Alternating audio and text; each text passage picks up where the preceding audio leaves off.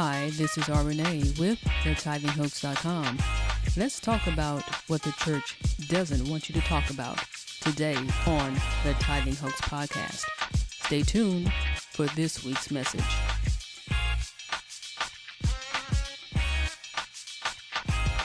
Renee here with the tithinghoax.com, and thank you for joining me for the new episode of the Tithing Hoax podcast.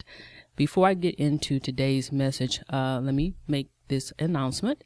Right now, we have a new Tithing Hoax eBook. We have an eBook version of the Tithing Hoax that you can now download. Over the years, we've had many of our visitors, especially our international visitors, who wanted copies of the book, but they weren't able to get a copy because even though the book is available as a paperback through Amazon.com, Amazon doesn't distribute the book in a lot of doesn't have an international platform, I guess you can say, distribution to a lot of international countries. And we've had requests from people in Africa and Asia and India. So for a lot of our followers and visitors who are not able to, who don't have access to the book via Amazon.com, you now can actually download the book directly from the tithinghoax.com as an ebook in PDF form. So this is the first time we're offering the book in that format. And it's there. You can have it within a few minutes, and so you can go ahead and get a copy of the Tithing Hoax ebook for only $7, and it's much cheaper than getting it from Amazon. And you don't have to worry about paying shipping and handling costs, particularly if you're international. One of our international followers or visitors, and international shipping is quite expensive. So we wanted to make it accessible to everyone and make it as affordable as possible.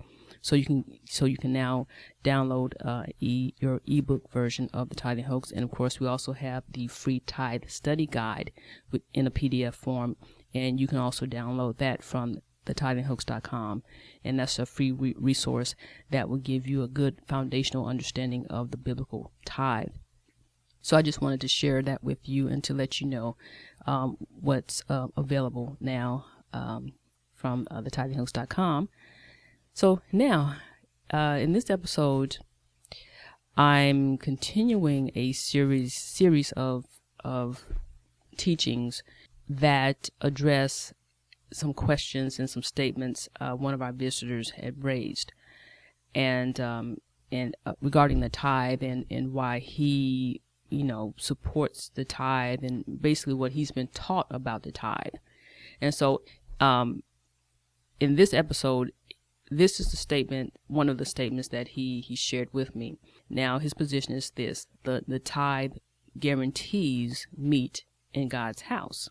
And he says, I believe this is so full-time priests aren't left to serendipity, having forsaken all other jobs to answer the call. So said in another way, he views the tithe, that is paying 10% of your income, as mandatory or as necessary in order to guarantee that the salary of full-time pastors are covered. In other words, if you don't have a tithe in place, this mandatory payment of money in place, and if you rely strictly on free will offerings, that is, free will offerings are not a dependable source of income, and relying on free will offerings, you're not going to be able to support full-time pastors or full-time ministry. So the first thing I want to deal with is the whole thing about the tithe being meat in God's house, because I always like to get clear on terminology here, and make sure and I have to always instill this and make sure we are always clear about what the biblical tithe is. Now, Malachi 3:10 makes reference to the tithe the tithe, and there being meat in God's house. Now, if you don't know by now, if you've been listening to the Tithing Hoax podcast long enough and read our blogs long enough, you ought to know this. This is fundamental. The tithe, the biblical tithe, is food. It's not money, it's food.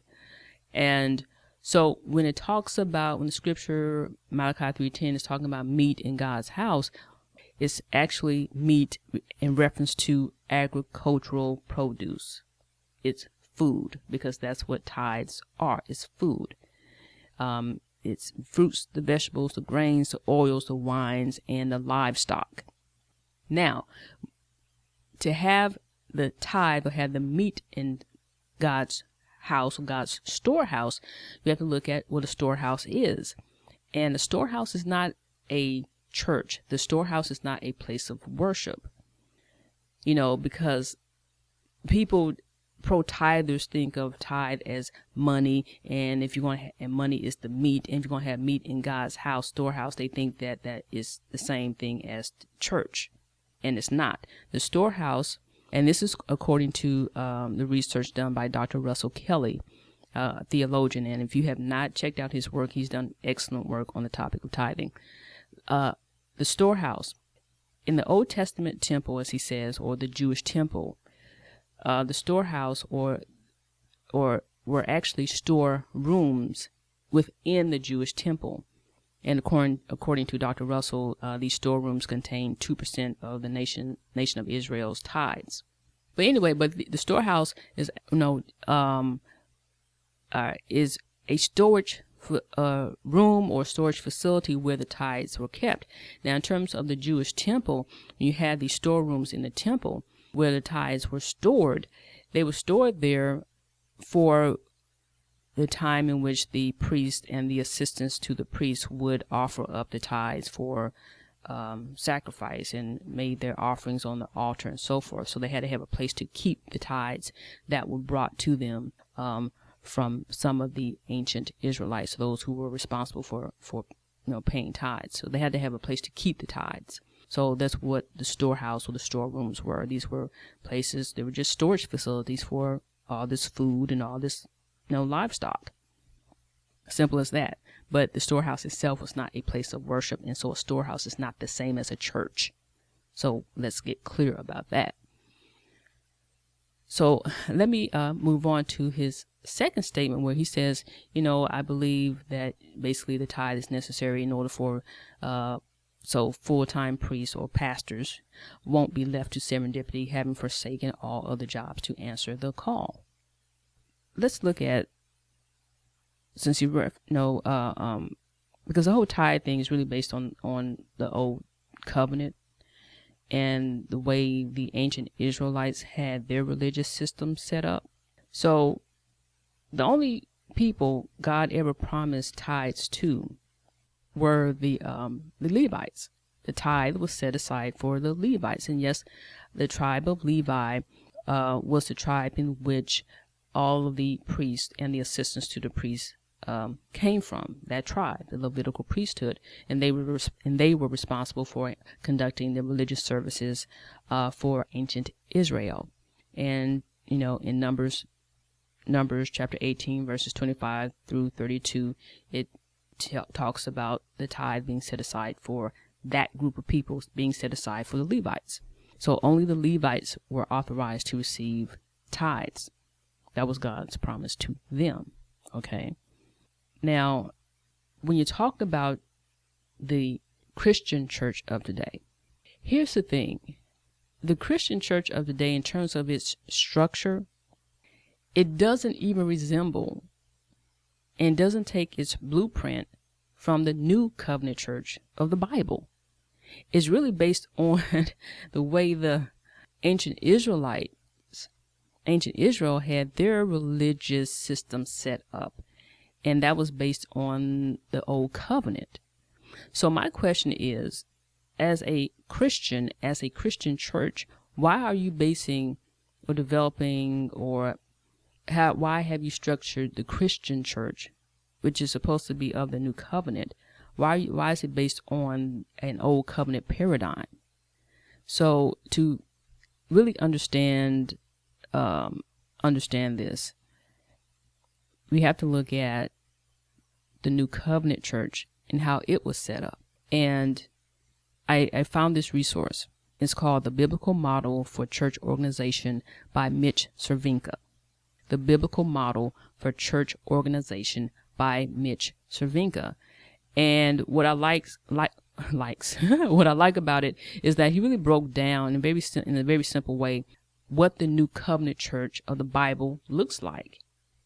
And when you realize how that church was set up, you see that today's church doesn't even resemble the New Covenant Church. So it's like, what covenant are you following as a Christian church? Because first of all, when you're talking about tithes, you obviously are not following the New Covenant. But even the way the church is structured is still not following the blueprint of the New Covenant Church. And I'm gonna show you and share with you what I researched on the New Covenant Church. First of all, let's talk about the myth of the full-time ministry. Okay, you want to say you want to justify tithing. You need tithing in place to support a full-time ministry. Well, in the New Covenant Church, there was no full-time ministry.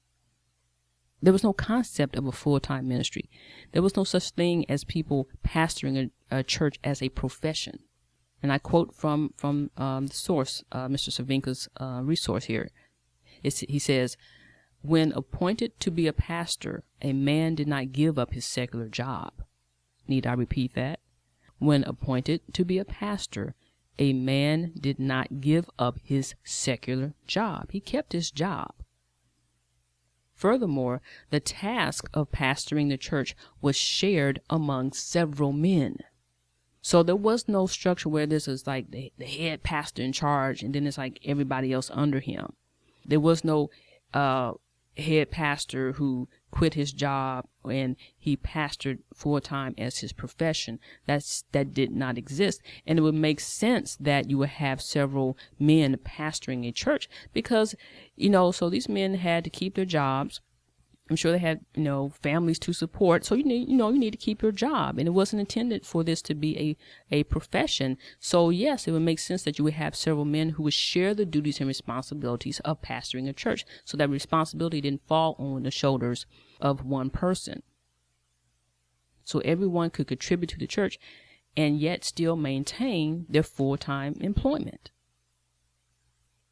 Quite a bit different from today's church, ain't it? Yeah. Now, the real church of the Bible, there were part-time elders, pastors, overseers. Okay? They held jobs. Also, the church didn't own property. There were no mortgages. There were no full-time salaries. There's no minister of music receiving full-time salary. There's no pastor receiving full-time salary. There's no mega church to try to support and pay for. The church didn't own property. So it wasn't necessary to have this, put this financial burden on people to support this huge mega church that the pastor wants to have. There was no formal membership. Now, as far as apostles, the apostles traveled often, and they received financial support in the form of free will offerings. And that would make sense because the role of the apostles were to go out and to establish churches, right? And so with them having to travel, I can see them receiving free will offerings, not tithes, but yes, receiving free will offerings. And once again, this comes from the Biblical Model for Church Organization by Mitch Cervinka. Now, I want to talk a little bit about answering the call. Okay, the call to ministry. This is a point I want to make about the call to ministry, maybe a couple of points. Number one, a call to ministry is not always a call to pastor a church. That's the first thing that people think of when it comes to being called to ministry, that they have to go set up a church.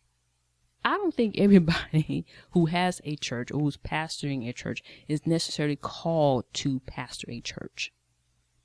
Secondly, when it comes to ministry, I believe we all have a ministry You may want to call it this: everyone is here for a purpose. So when I look at the word ministry, I don't look at it from the standpoint of within the religious context or a Christian context.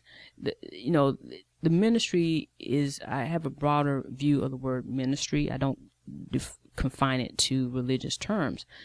If you have a purpose and you're here and you are here because you do have a purpose, well, whatever that purpose is, that is your ministry. And so what you have in the world of religion, in the world of the church, and people think of ministry, oh, go get you a church. Well, maybe you're not called to pastor a church. But since church has, or since pastoring has become a profession, and some people see it as an easy way to get paid, and that's what they go do. So, and here's another thing about, whatever your ministry is or whatever your purpose is, keep in mind, God provides for the vision. If God has called you to do something, God will always provide the means to get that done. You call to a ministry, and if you happen to be called to pastor a church, God is going to provide the means for you to sustain that church and sustain that ministry.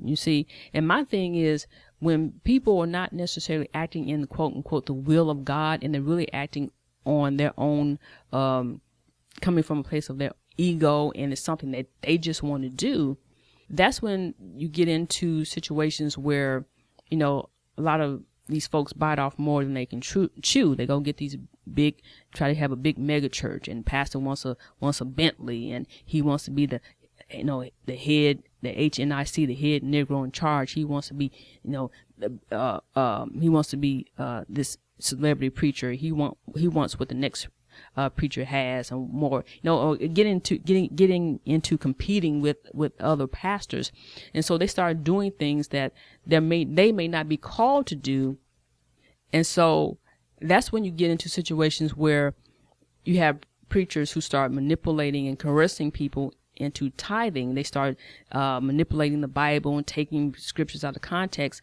because now they feel to support the kind of church that they want to have and to support the kind of lifestyle they want to have, they need more money. So that's when they impose the tithe on people, which is like a tax, this religious tax on people to support the stuff that they want to do, and not necessarily what God has called them to do. So they're just operating in their own will and not necessarily the will of God. Because when you're operating in God's will, you don't got to manipulate. You don't have to coerce. You don't have to put the fear in people. You don't have to do all those kind of play all these type of mind games and trick people and use all this religious trickery on people. Because God will always provide for you. If God has called you to something, God is going to provide for you. That doesn't mean you're not going to have any setbacks or any obstacles or any challenges along the way, but God is going to get you through those things. But you don't have to pimp the people if you're truly called to do something. Now, if you in the pimpology to get what you want and it's all about you, then that's what you're going to do. Yeah, you're going to pimp the people, and you're going to pimp them in the name of religion. And you're going to find all kinds of scriptures to support your pimp game. Come on now. And like I said in the previous podcast, look, the Christian church, the New Covenant church, the church of the Bible, it supported itself for nearly 800 years without any so-called tithe. They did pretty well for themselves, okay? And you're going to tell me that you got to have a tithe? You have to impose this religious lie on people to keep the church going? That's a bunch of nonsense. Anyway, so let's recap. Okay, so our visitor wrote that the tithe guarantees meat in God's house. I believe this is so full-time priests or pastors aren't left to serendipity, having forsaken all other jobs to answer the call. And so what do we say? Meat is not money. Okay, meat is food, because the tithe is food. So when you see that in Malachi 3:10, that meat, you're talking about agricultural product, agricultural produce. You're talking about fruits, vegetables, grains, oils, livestock, and so forth. And the storehouse is not a church. The storehouse, we were talking about storerooms that were in the Jewish temple where the tithes were kept and stored until it was time for the priest to offer up the various sacrifices and offerings. Okay? And the concept of full-time ministry is not a new covenant concept. It's not of the new covenant. And the church supported itself with free will offerings. Like I said, 800 years, they were doing pretty good. Okay? It maintained itself. The church didn't die away because people didn't, quote unquote, tithe. So if they can do it back then and survive, today, the church of today can survive without this so-called tithe. And finally, God always provides for your calling, all the resources you need to get the job done. And if God's way is not good enough for you, and you got to pimp the people with this whole tithe nonsense, maybe it's not your God's calling that you have answered. You want some other stuff. So that's what I wanted to say and just clarify those things. And the bottom line is the church can support itself with free will offerings. It did back then, and it can do it today. So, this is Renee with the tithinghoax.com. Thank you for listening, and I will get with you next time. Peace. Renee here. Thank you for tuning in and listening to the Tithing Hoax podcast. For more information about the Tithing Hoax, visit thetithinghoax.com, download your free tithe study guide, or drop us an email at info@thetithinghoax.com. Until next time, peace and blessings.